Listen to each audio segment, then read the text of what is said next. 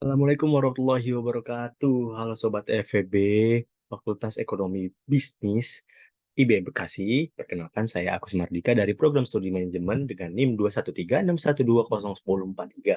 Teman-teman FEB, di sini saya akan membawakan sebuah materi yang berkenaan dengan manajemen strategi. Pada kesempatan ini, saya akan membahas secara singkat terkait apa sih manajemen kinerja itu, fungsi, tahapan, dan aspek terkait manajemen kinerja. Baik teman-teman, tanpa berlama-lama lagi, mari simak penjelasan berikut ini. Manajemen kinerja.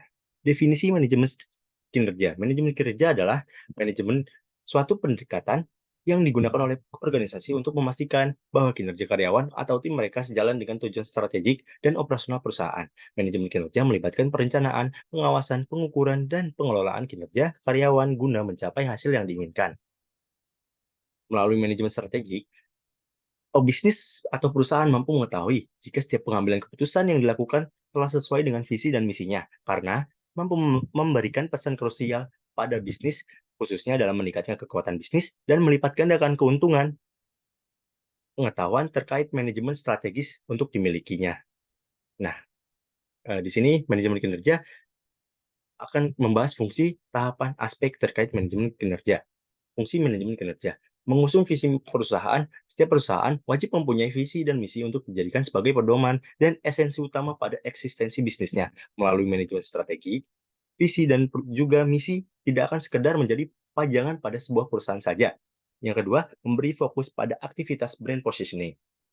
Pemanfaatan manajemen strategis mampu membantu perusahaan dalam mempertahankan sekaligus memperkuat posisi mereknya di masyarakat. Hal tersebut dapat tercapai akibat setiap strategi yang dipakai serasi dengan posisi atau citra dari merek perusahaan tersebut. Yang ketiga, membantu perusahaan mengidentifikasi pasar dan produk. Perusahaan mampu mengidentifikasi dan mengetahui kesempatan baru untuk dimanfaatkan dalam pasarnya. Oleh karena itu, perusahaan wajib mempunyai produk yang dapat bersaing di pasaran dengan kuat. Yang keempat, menjaga keteraturan bisnis dan menjadi panduan pada aktivitas perencanaan dan juga perbaikan.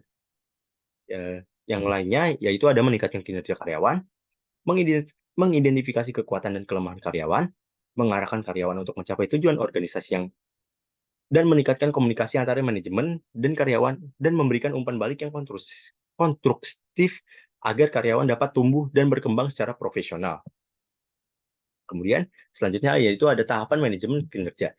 Yang pertama yaitu dalam mencapai peningkatan kinerja karyawan, peningkatan produktivitas, pencapaian tujuan organisasi, serta pengembangan potensi dan keterampilan karyawan, manajemen kinerja melibatkan beberapa langkah, antara lain. Yang pertama, ada penetapan tujuan.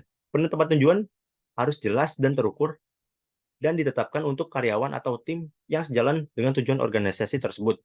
Tujuan tersebut harus spesifik, terukur, dapat dicapai, relevan, dan memiliki batasan waktu, yaitu SMART. Yang kedua, pengukuran kinerja. Kinerja karyawan atau tim diukur secara objektif berdasarkan tujuan yang telah ditetapkan. Yang ketiga, ada umpan balik. Karyawan diberikan umpan balik terkait kinerja mereka, baik yang positif maupun yang perlu ditingkatkan lagi. Umpan balik ini dapat membantu karyawan untuk memahami sejauh mana mereka memahami mencapai yang telah mencapai tujuan mereka dan mengidentifikasi area yang perlu diperbaiki. Dan yang keempat, perencanaan pengembangan. Berdasarkan umpan balik dan evaluasi kinerja, rencana pengembangan individu atau tim dapat disusun untuk membantu karyawan meningkatkan keterampilan dan kinerja mereka di masa depan. Dan yang kelima, pengelolaan kinerja.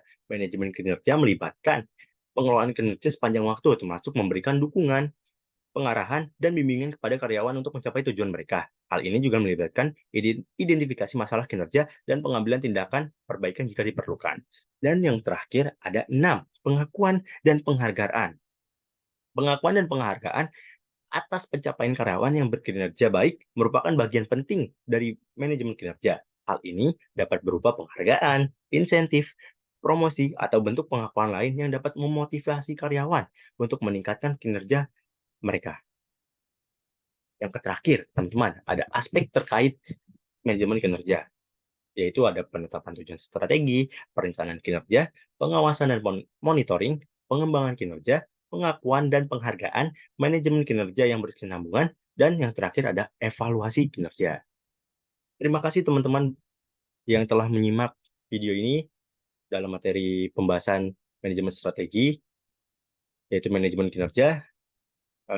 Jika ada salah-salah kata, mohon dimaafkan. Wassalamualaikum warahmatullahi wabarakatuh.